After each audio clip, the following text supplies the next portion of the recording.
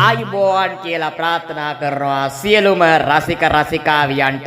අපි අද කතා කරන්න යන්නේ නෑයෝ වේයෝ ගැන.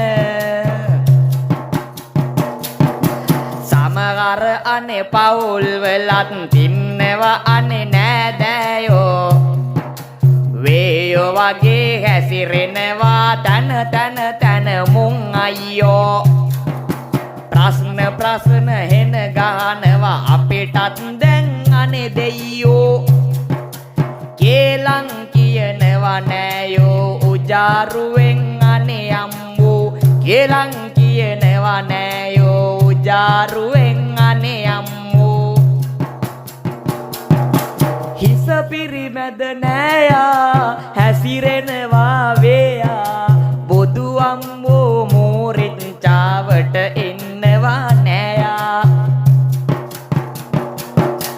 අවුරුද්දට ගමේ ගියා 500ක් දුන්නා. ඊට පස්සේ අපි ගැන අනේ බොරු කියනවා නෑයා.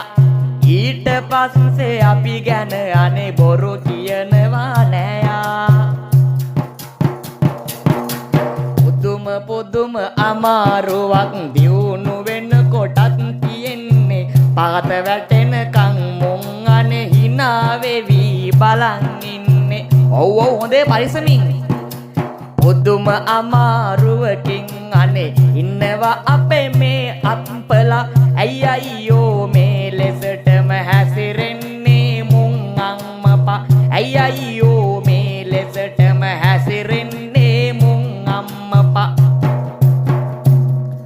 සමහරක් පවුල් වල නෑදෑයෝ ඉන්නවා පින්වතුනි. එයාලගේ ළමයින්ට හොඳ රිසල්ට් තියෙනවා. එයාලා කැම්පස් වල ඉන්නවා කියලා අනිත් පවුල් වල කට්ටියව කණ්ඩාපුවා. එහෙම කෙනෙක් කියනවනේ කමෙන්ට් එකක් දාගෙන යමු. ආදර බර නෑදෑයෝ මේ විදිහට මට කිව්වා. අපේ පුතා ජපුරේ අනේ උපාධියක් දැන් කරලා. ඉතින් අක්කේ ඔයාගේ ළමයා මොනවද දැන් කරන්නේ. කෙලවිලාද කියලා හොයන්නටයි අනේ මුං අහන්නේ. කෙලවිලා කියලා හොයන්නටයි අනේ මුං අහන්නේ. දුවගේ කෙරුවාවල් පුතාගේ අනේ කෙරුවාවල්.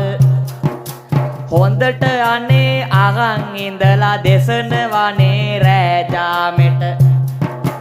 ඔන්න ඕක තමයි අනේ සමස්තයක් ලෙස ගත්තම. මුළු රටේම නෑවේයෝ ප්‍රශ්න දාලා හැම නිතරම.